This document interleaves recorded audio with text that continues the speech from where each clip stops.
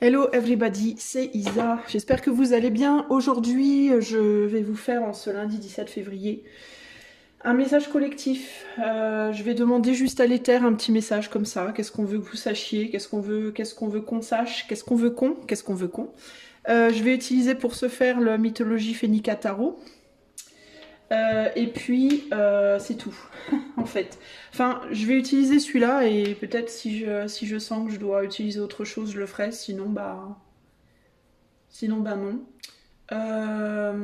Ouais, allez, c'est parti. Un petit message de l'éther. Qu'est-ce que l'éther a envie qu'on sache aujourd'hui, les amis? Ça va être rapide du coup. Oh bah ça commence bien. Déjà, si tout se floute, nous l'a bien. Nous l'a bien barré, comme on dit. Alors, qu'est-ce que l'éther a envie que l'on sache aujourd'hui? Qu'est-ce que l'éther a envie que l'on sache aujourd'hui? Allez, c'est parti.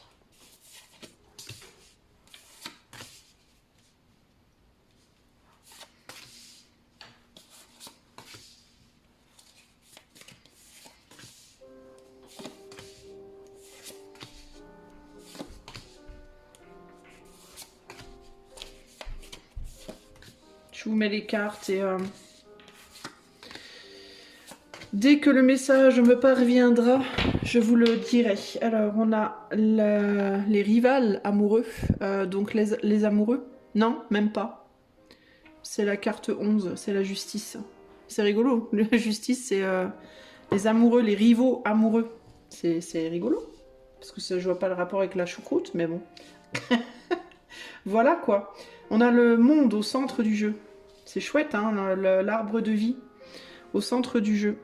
Alors, je baisse un peu, hop là, pour que vous puissiez voir... Ouh, c'est bancal, c'est bancal cette affaire. Voilà. Pour que vous puissiez avoir une... Que vous puissiez bien voir le jeu. En fait, ça me perturbe, c'est mal foutu. Attendez, je reviens. Bon, normalement, c'est... Ouais, non, c'est pas tellement mieux. Bon, bref, on va se calmer là, hein. On va arrêter là. Attendez, j'essaye de... Voilà, de cadrer comme il faut. Bon, je pense que c'est à peu près bien. Voilà. Bon, alors, donc... Que pasa en la casa? Dans le monde. El mondo.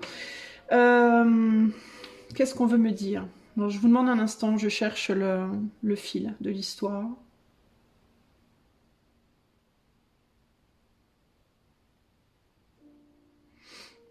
Il y a vraiment quelque chose ici dans cette ligne centrale entre le haut et le bas qui est très important. Ce qui est tout en haut et tout en bas, entre guillemets, et le centre.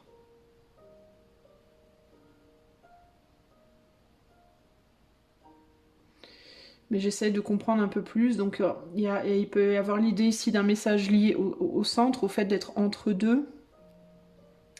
Surtout avec cette idée de rival là, de rival amoureux. Il y a une idée ici d'être...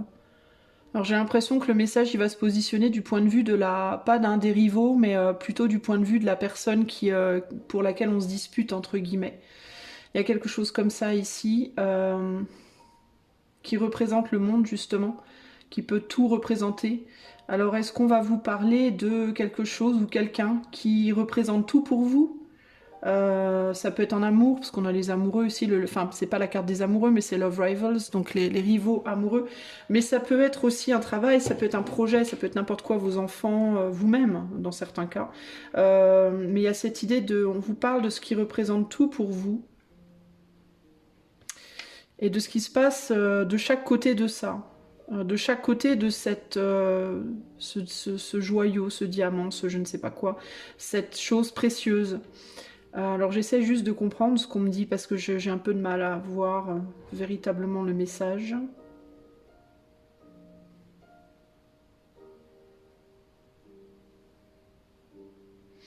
Alors j'ai essayé de prendre les choses par couche, entre guillemets.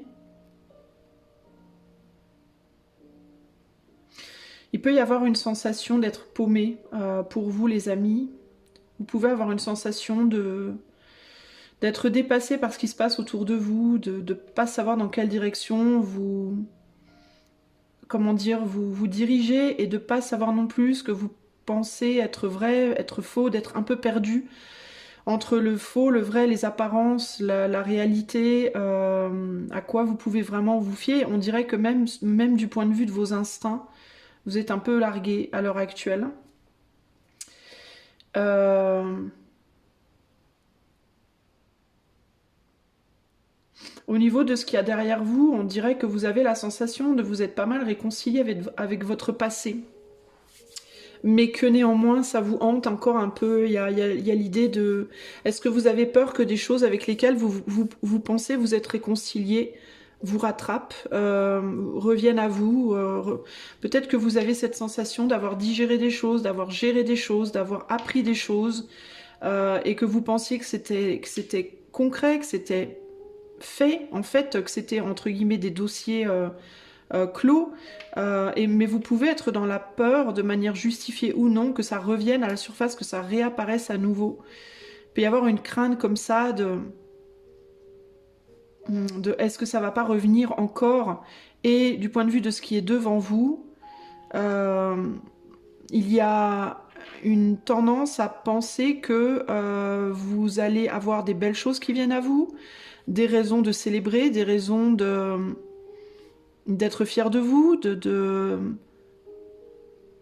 des raisons d'espérer à nouveau, enfin des belles choses. Il y a cette idée comme si vous pressentiez qu'il y avait des choses qui allaient arriver, mais que en même temps, vous étiez plus sûr, pas sûr ou plus sûr que ces choses étaient si belles que ça. Il y a quelque chose comme ça. Il y a l'idée de... Je sais plus trop où j'en suis.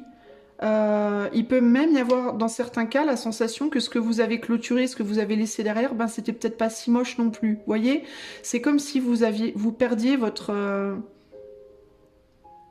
sens du bien et du mal, de ce qui est bon, de ce qui est mauvais, de ce qui est lumineux, de ce qui est sombre. Est-ce que vous êtes en train de remettre en question, vous avez pensé que certaines personnes étaient mauvaises, puis vous êtes en train de vous dire que finalement elles sont bonnes. Les personnes que vous pensiez bonnes, vous êtes en train de vous dire que finalement elles sont mauvaises, ou l'inverse. Vous voyez, ou un boulot, ou un projet, ou Dieu sait quoi, ou vous-même, peut-être vos propres actions, votre propre être, votre propre personne, vos croyances, etc., etc. On a le monde au centre du tirage, donc ça peut englober beaucoup de choses dans votre vie. C'est comme si presque toute votre vie, le sens de votre vie, de qui vous êtes, de ce que vous faites, de ce que vous voulez, etc., etc., c'est comme si vous étiez... que vous vous demandiez même, est-ce que je dois vraiment me réjouir de ce qui vient, ou est-ce que je dois au contraire me dire que je me trompe, que j'ai fait une bêtise? Est-ce que je dois me réjouir de ce qui est derrière moi, ou est-ce que je dois me comprendre que je me suis plantée? Vous voyez, il y a une idée comme si vous aviez du mal à trouver le sens des choses, comme vous pouvez même avoir l'impression d'être dans une dimension chelou, où vous remettez en question la réalité de ce qui vous entoure, en fait. C'est très étrange, hein, c'est comme si vous auriez des raisons de célébrer certaines choses dans votre vie, mais que vous demandiez même si ce serait justifié de les célébrer. Si vous vous êtes pas fait avoir, si vous vous êtes pas fait enfumer, si... Vous voyez ce que je veux dire? C'est comme si vous êtes du point de vue du lapin, là, vous aviez fui quelque chose qui vous poursuivait à un moment donné en pensant que c'était un vilain chasseur, et que vous vous étiez réfugié dans la grange de quelqu'un, d'une maison, et en vous disant cette maison-là, c'est pas la maison d'un chasseur, et que là, vous étiez en train de vous dire attends, attends. Est-ce que cette maison, c'est pas la maison d'un chasseur? Est-ce que j'ai fui? Est-ce que c'est pas le protecteur des lapins? Vous voyez, vous êtes en mode waouh, parce que vous y voyez pas clair, en fait. Vous avez il y a comme un voile sur les choses et vous y voyez pas clair. Donc dans la matière, d'un point de vue très terre à terre, j'ai l'impression que c'est un peu ce qui se passe. C'est-à-dire que vous pouvez être comme ça dans une remise en question des personnes, des opportunités, des directions, vous savez plus. Pour moi, quoi faire, comment vous tourner, il y a quelque chose comme ça. Je dis vous, mais je devrais dire on, parce que le message, il est pour nous, c'est pour le collectif. Hein. Vous pouvez être aussi sur une remise en question des douleurs. Est-ce que finalement, le fait de souffrir, est-ce que c'est une mauvaise chose? Est-ce que finalement, le fait de souffrir, ça fait pas partie de la vie? Est-ce que ça devrait pas être intégré comme quelque chose qui fait partie de la vie et qui doit être accepté et surmonté en réalité? Et est-ce que la joie, le plaisir, le bonheur, bah finalement, c'est pas quelque chose qui devrait être, dont on devrait peut-être un peu plus se méfier en fait, vous voyez, plutôt que de vouloir à tout prix aller dans le bonheur, la joie, la beauté, etc., et de rejeter tout ce qui est douloureux, est-ce qu'on ne devrait pas accepter parfois un peu plus de souffrir et un peu moins d'être dans le plaisir, vous voyez, il y a, ou l'inverse, si vous croyez en ça précédemment, vous pouvez vous demander si c'est pas l'inverse, vous voyez, donc il y a vraiment cette difficulté-là. Vous essayez désespérément de vous réconcilier avec ce que la vie vous offre, en fait, et vous avez vraiment du mal à le faire, pour moi. Parce que votre mental vous joue des tours. La vie vous met dans des situations qui vous dépassent, parfois. Et vous essayez de trouver un moyen de vous réconcilier avec ce dans quoi la vie vous met, et qui n'est pas agréable pour vous, qui vous garde dans un état permanent d'être sur le qui-vive. C'est comme si vous n'arriviez pas à vous relaxer, vous n'arrivez pas à vous détendre avec ce que vous avez en fait. Peu importe ce que vous avez, j'ai presque le sentiment que vous soyez, entre guillemets, du point de vue général de la société, heureux ou malheureux, bah c'est comme si vous n'arriviez pas à vous détendre dans ce que vous avez. Vous voyez ? C'est-à-dire que votre situation, il y a des gens qui pourraient vous plaindre, et il y en a qui pourraient vous envier, peu importe en fait. Vous n'arrivez pas à vous détendre dedans. Vous voyez ce que je veux dire? Il y a quelque chose comme ça. Vous pouvez vous sentir vulnérable, vous pouvez vous sentir dans une situation de danger, comme si vous étiez tout le temps dans une forme de danger, comme si à tout moment il pouvait vous tomber quelque chose sur le nez, comme si... des choses que vous pensiez parties pouvaient à tout moment revenir, comme si des choses que vous pensez acquises pouvaient à tout moment vous échapper, comme si, vous voyez ce que je veux dire, il y a vraiment cette idée de difficulté à vous ancrer, à vous stabiliser, et à vous sentir bien en fait dans la situation où vous êtes, de manière générale. Au niveau de votre mental, vous valorisez ce que vous avez, et en même temps, vous voulez plus. C'est ce que j'entends là. En même temps, il y a une soif de plus. Vous êtes partagé entre votre sentiment d'avoir quelque chose de stable et en même temps de manquer d'autres choses, de manquer. Vous avez du mal à vous contenter. Bah c'est ça, vous avez du mal à vous contenter de ce que vous avez aujourd'hui. Parce que vous savez qu'il y a beaucoup plus. Mais en même temps, vous savez pas non plus si le plus serait bien pour vous, en fait, si le plus vous contenterait plus que ce que vous avez déjà comme contentement. Vous voyez ce que je veux dire? Il y a cette idée de je sais que là maintenant j'ai quelque chose qui est stable. Pour certains d'entre vous, c'est une position où vous êtes plutôt bien heureux. Pour d'autres, c'est une position où vous n'êtes pas heureux, mais il y a cette stabilité. Il y a une forme de stabilité dans votre position. Dans votre vie de manière générale, mais c'est pas le monde qui vous convient. Pour moi, c'est pas le monde qui vous convient. Là où vous êtes, c'est pas ce que vous voulez vraiment. Il y a quelque chose qui vous perturbe, et ça peut être lié à des choses du passé qui remontent pour moi. Et ces choses du passé qui remontent, c'est des désirs, c'est des envies, c'est une forme de feu.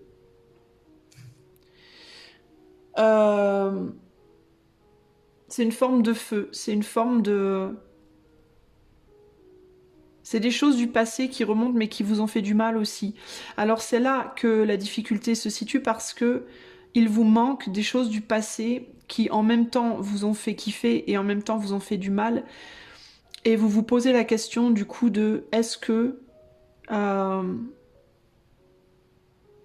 finalement je devrais pas accepter le mal en fait, parce que vous pouvez avoir un sentiment là à l'heure actuelle d'incomplétude, comme s'il vous manquait une partie de vous-même, voyez, comme si vous aviez trouvé une forme de calme, mais un calme finalement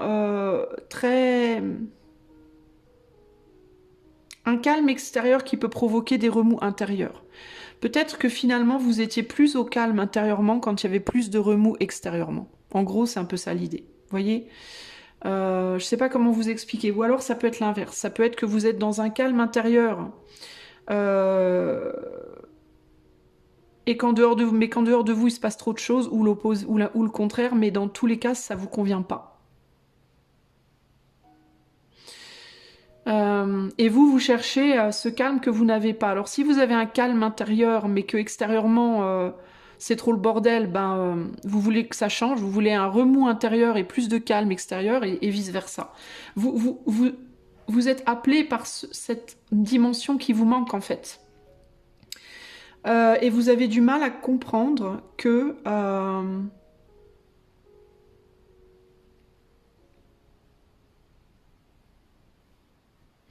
Attendez, j'essaye de comprendre ce qu'on me dit du point de vue plus spirituel là-haut.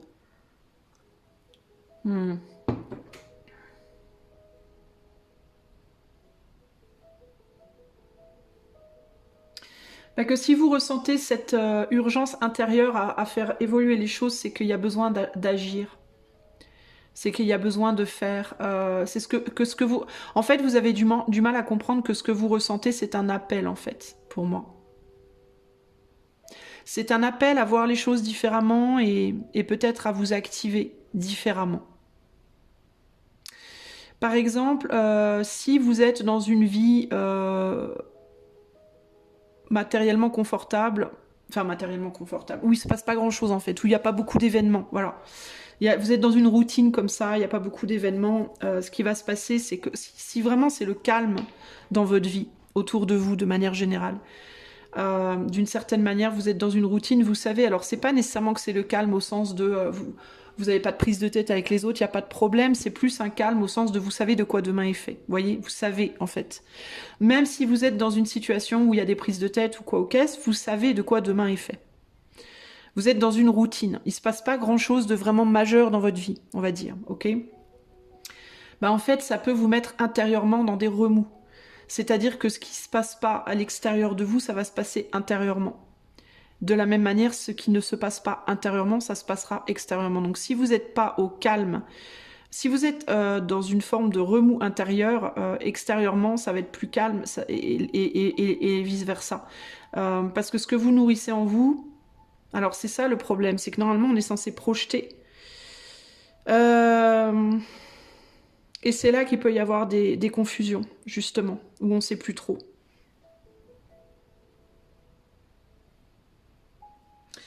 Parce qu'il y a cette histoire aussi du parallèle entre le monde intérieur et le monde extérieur. Est-ce que c'est pas ça qui est faux, en fait ?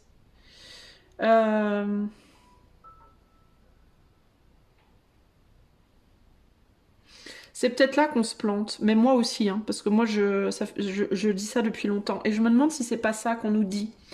Je me demande si c'est pas le message qu'on veut nous donner ici. C'est que cette idée de ce qui est en bas est comme ce qui est en haut, et ce qui est en haut est comme ce qui est en bas, c'est peut-être pas forcément vrai. Dans le sens où si c'était le cas, il n'y aurait pas de vie. Alors peut-être que c'est ce qu'on voudrait, peut-être que c'est ce qu'on aimerait. Ce qu'on aimerait, c'est peut-être que ce qui est en nous soit l'image de ce qui est dehors et inversement. Mais en réalité,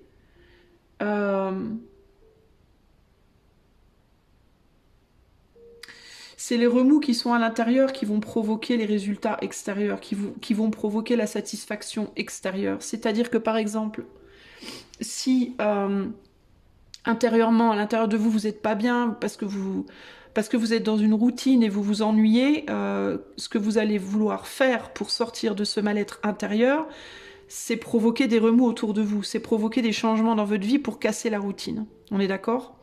Donc si on part de ce principe-là, eh bien, ce qui est à l'extérieur de vous n'est pas la même chose que ce qui est à l'intérieur de vous. C'est pas que c'est la même chose, c'est que c'est le résultat de. C'est la cause et la conséquence, je pense. Là où ça va être la même chose, ça va être en termes de ce que vous projetez intérieurement. Alors, il y a cette idée de « je veux que ma vie soit comme ça », donc vous allez vous donner naissance à cette image en vous et vous la projeter vers l'extérieur. Mais pour qu'elle soit projetée à l'extérieur, par contre, il faut qu'il y ait un antagonisme. Parce que s'il n'y a pas cet antagonisme, vous ne serez pas poussé à le faire, en fait. Alors, je pense qu'on nous met c'est un peu complexe tout ça, mais je pense que globalement, on veut toucher à cette réflexion. Le monde intérieur et le monde extérieur. Les gens qui vont être dans un environnement, par exemple, très bruyant, où il y a tout le temps du bruit, où c'est tout le temps le bordel, vont avoir besoin d'un grand calme intérieur pour pouvoir le supporter, en fait. Si le bruit qui est extérieur rentre à l'intérieur, ça sera plus supportable, la personne avait pété un câble, vous voyez. De la même manière que pour supporter un calme plat extérieur, il va falloir créer en soi un monde, comment dire, où il se passe beaucoup de choses, pour pouvoir supporter ce grand calme extérieur. Vous voyez ce que je veux dire? Sinon, on ne peut pas supporter, en fait. Ça nous annihile d'une certaine manière.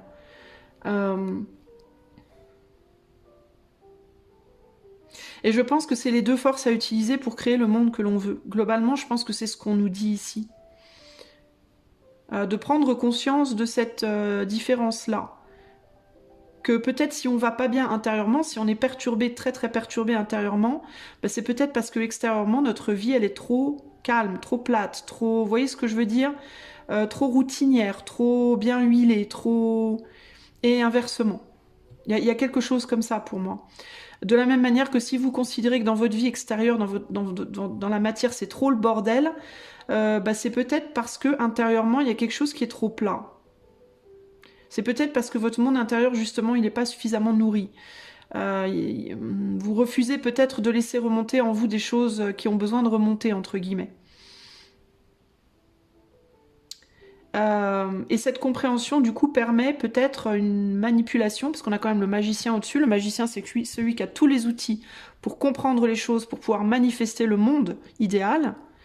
Peut-être que ce qu'on vous dit, c'est que, et ce lapin-là qui essaye de naviguer pour construire ce monde, ou de naviguer dans le monde également, peut-être que ce qu'on vous dit, c'est que il vous faut comprendre ça pour apprendre à... utiliser les mondes, les deux mondes, intérieur et extérieur, pour apprendre à agir intérieurement et extérieurement de manière à manifester vos désirs. Vous voyez?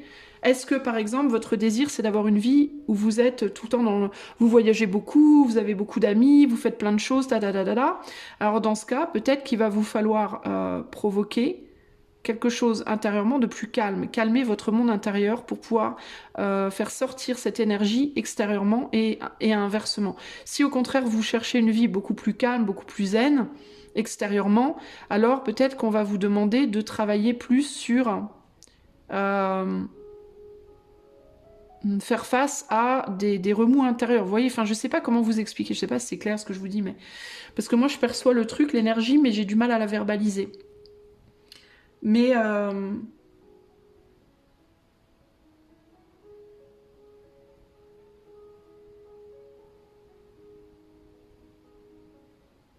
c'est un peu comme le feu et l'air, si vous voulez.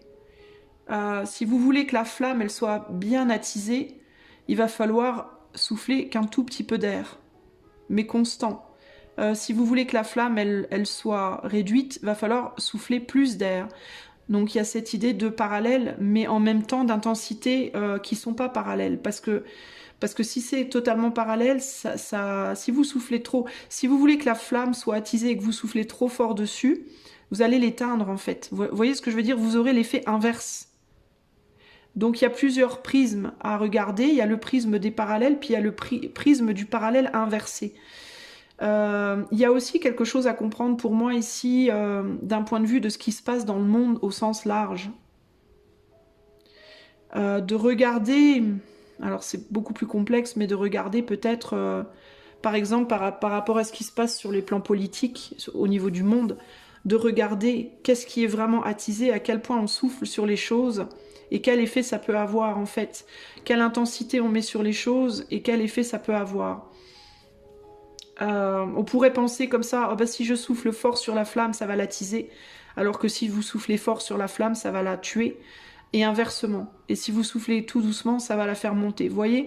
Donc il y a cette idée aussi peut-être de regarder qu'est-ce qui est joué dans le monde sur le plan politique et social, qu'est-ce qui est fortement...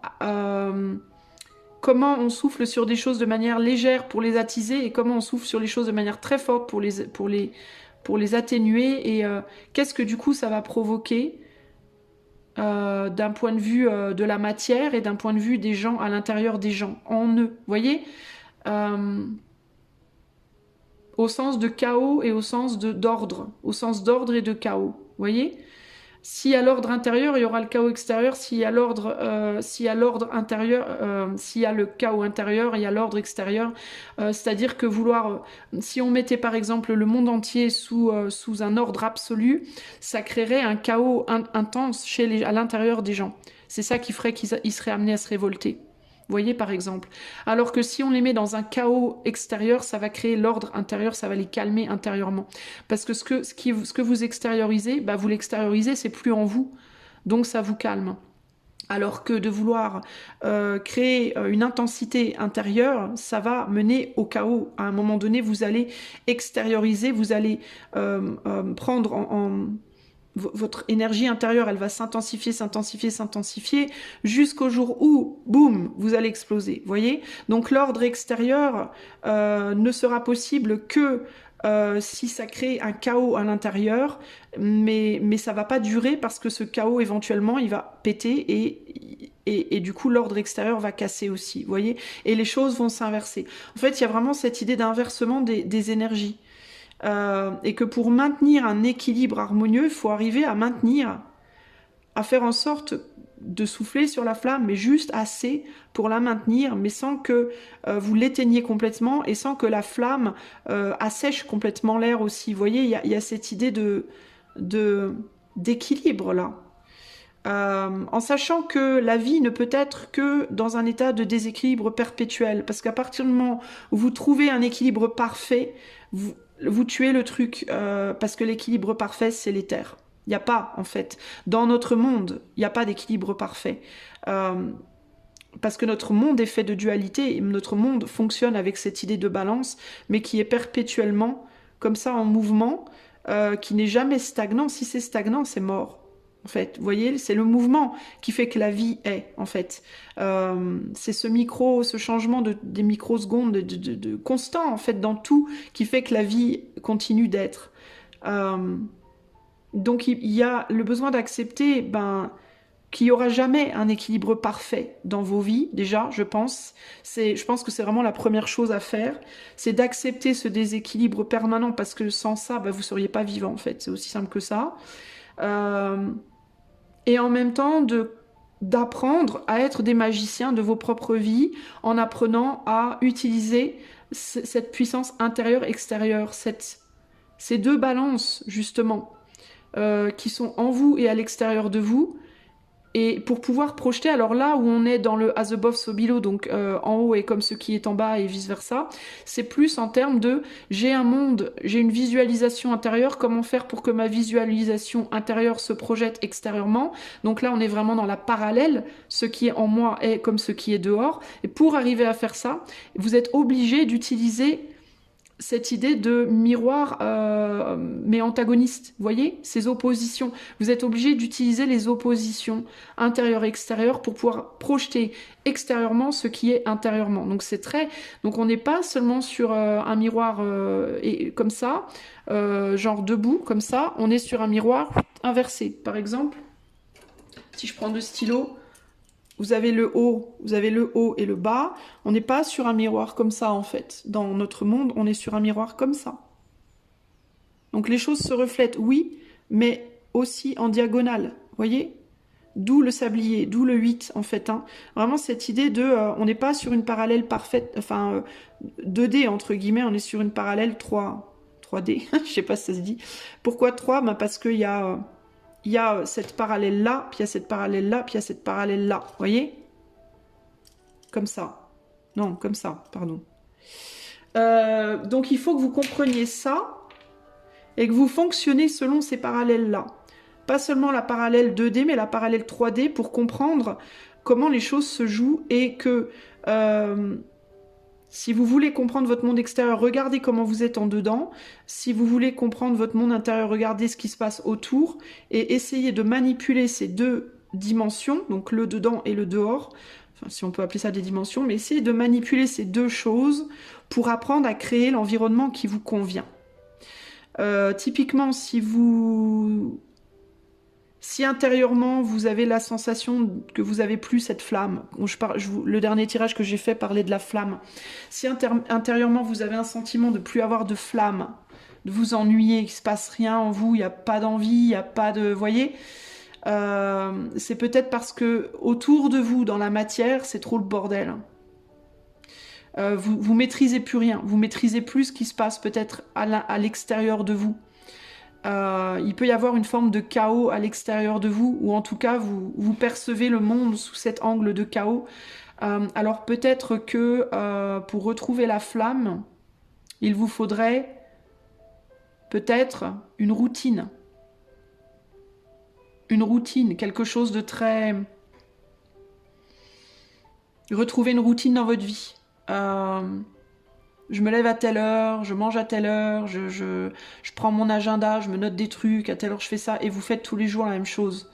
Dans un premier temps, ça va vous calmer, dans un deuxième temps, vous allez vous ennuyer, et à partir du moment où vous ennuyez, vous allez devoir aller chercher à l'intérieur de vous, dans votre monde intérieur, cette flamme, puisque extérieurement, vous la trouverez plus. Donc il y a l'idée peut-être de devoir créer un ennui, devoir créer un ennui ou comprendre peut-être si vous êtes dans un ennui, peut-être comprendre. Alors il y a deux choses. Vous pouvez la créer vous-même, vous pouvez créer ça vous-même, ou vous pouvez, si vous avez plus de flamme et que vous vous ennuyez dans votre vie, et que vous n'arrivez pas à sortir de cet ennui, que vous êtes dans une routine et vous n'arrivez pas à vous en sortir, comprenez que on vous a mis là, peut-être que vous vous êtes inconsciemment mis dans cette posture pour pouvoir recréer la flamme en vous. Parce que, encore une fois, plus cet ennui dans votre vie, il va monter en intensité, hein, plus ça va monter en intensité extérieurement, plus intérieurement le chaos va naître et va prendre de l'ampleur, plus la flamme, elle va grandir en fait, vous voyez, et inversement, plus vous allez dépenser cette flamme à l'extérieur, parce qu'elle va grandir. Une fois qu'elle aura grandi, vous allez devoir la laisser sortir, parce qu'elle ne pourra plus en fait résister, elle aura besoin de sortir. Donc elle va sortir, elle va aller se consumer à l'extérieur dans votre vie, il va se passer des choses, vous allez rencontrer des nouvelles personnes, commencer un nouveau boulot, faire des projets tadada, voyager et Dieu sait quoi. Et puis au bout d'un moment, elle se sera consumée, et quand elle se sera consumée, il faudra tout va se calmer autour de vous, et il faudra à nouveau rentrer à l'intérieur. Et à l'intérieur, vous allez progressivement commencer à vous ennuyer, et quand cet ennui sera trop intense, la flamme va se recréer. Et c'est comme un mouvement de respiration. Inspirer, expirer, inspirer, expirer. Vous voyez ce que je veux dire? Prendre les choses de l'extérieur et les ramener en soi, et les relâcher. Quelque chose se crée en soi, on les transforme en soi, on les relâche, et inversement. Donc c'est vraiment cette idée de respiration. Et c'est comme si on me disait ici, du point de vue de l'éther, en fait, que pour comprendre le monde, et pour comprendre son monde, il faut comprendre la respiration, il faut comprendre le rythme du corps, le rythme de la vie, et prendre la vie comme un poumon. D'ailleurs, ça ressemble bien à des bronches, là. Qu'on expire, on inspire, on expire, on inspire, on expire. Alors si vous avez du mal à vivre, peut-être aussi qu'il vous faut regarder votre respiration. Peut-être que vous devriez essayer de faire des exercices de respiration. Si vous vous sentez bloqué dans votre life, si vous avez l'impression que c'est trop le chaos, ou au contraire, que vous vous ennuyez et que... y a de la bougie qui est tombée dans mon truc et ça craint. C'est une autre histoire. Si vous avez la sensation que c'est trop le bordel en vous, ou au contraire c'est trop calme, ou inversement dans votre monde, peut-être qu'il vous faudrait faire des exercices... 1, 2, 3. Peut-être que les exercices respiratoires pourraient vous aider à y voir plus clair.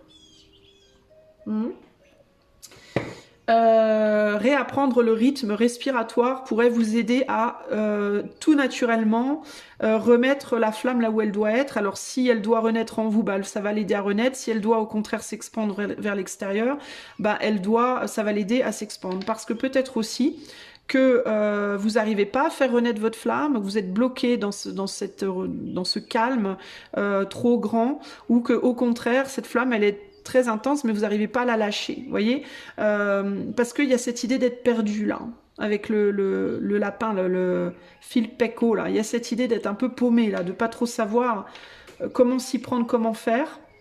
Ça peut créer des abcès. Alors quand la flamme elle est trop contenue, bah, ça crée des abcès. Et quand la flamme elle est pas là, ben, ça peut mener à des dépressions, à une sensation comme ça de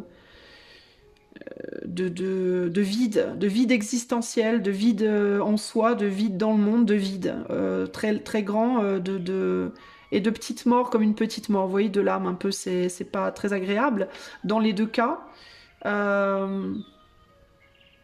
Et c'est pas propice à la vie en fait, parce que quand la flamme elle est contenue mais qu'on n'arrive pas à la lâcher, ben on n'arrive pas à créer.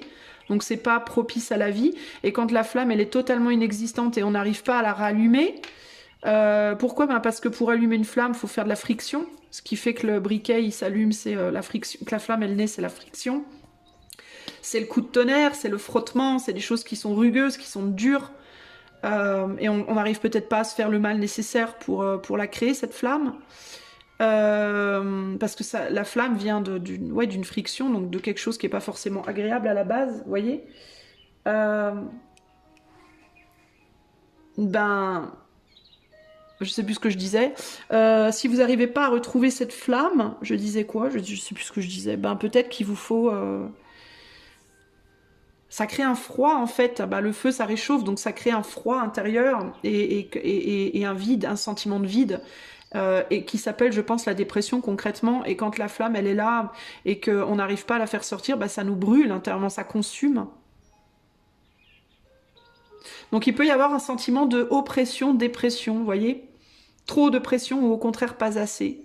Et encore une fois, on est dans cette idée de balance qui est trop comme ça ou trop comme ça, qui va dans les extrêmes. Et ces extrêmes sont pas bons non plus parce que ça peut se bloquer du coup aussi, vous voyez? Enfin, c'est pas que ça se bloque. Ultimement, ça finira par bouger puisque c'est concrètement déséquilibré, mais ça peut être vachement plus dur. C'est beaucoup plus intense et beaucoup plus torturant, bref, compliqué et douloureux. J'essaie de voir s'il y a autre chose là.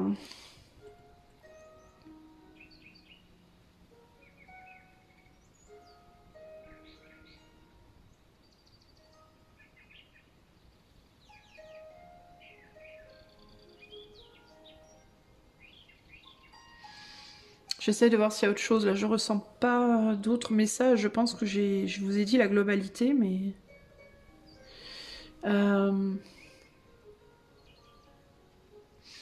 On me parle aussi des relations, des relations humaines et de ce qui va nous attirer, nous repousser.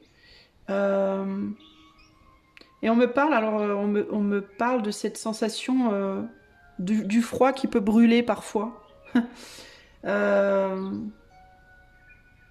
de la brûlure qui peut faire froid quand elle est super intense. Cette idée dans l'intensité de la sensation opposée, vous voyez? Quand c'est trop de passion peut vous faire fuir et trop de froideur peut vous attirer. Enfin, non, je sais pas si c'est la bonne parallèle, mais vous voyez ce que je veux dire? Il y a cette idée quand on va dans les extrêmes, ça peut flouter. En fait, c'est ce qui peut nous faire perdre notre sens, notre direction. Ça peut être les extrêmes, justement. Peut-être qu'on nous dit ici aussi que si on a le sentiment d'avoir perdu un chemin, c'est parce qu'on est allé trop loin dans quelque chose. Parce qu'on est dans une intensité trop grande de quelque chose. Mais il y a cette idée que éventuellement, pour moi, ça va péter, ça va rejaillir, quoi. Ce qui est trop fort va devoir lâcher à un moment donné, quoi.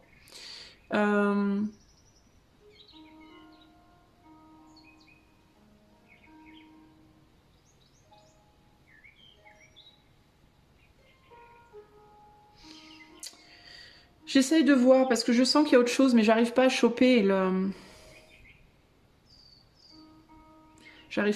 message.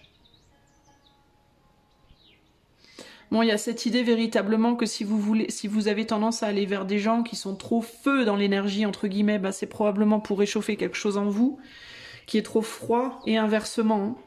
Si vous êtes attiré par des gens trop froids, c'est peut-être parce que vous avez besoin de rafraîchir trop de feu en vous. Donc les éléments chez les autres, chez les personnes vers qui vous êtes attiré, si elles sont intenses, si c'est quelqu'un qui est très froid, quelqu'un qui est très chaud, bah, c'est parce que ça vient équilibrer quelque chose en vous qui est trop opposé à ça. pour moi.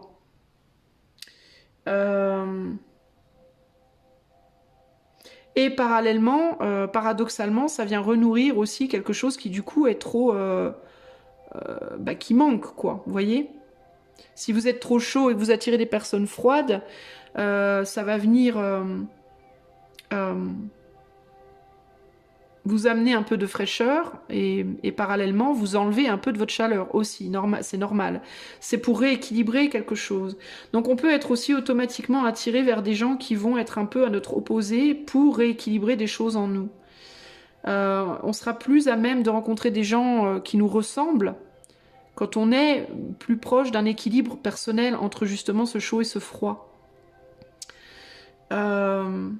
Cette paix et ce chaos en nous et cette paix, vous voyez, le chaos et la paix, quand on est dans un équilibre, ben on va attirer des gens qui sont dans un équilibre forcément, puisqu'il n'y aura rien à rééquilibrer vu qu'on y est déjà.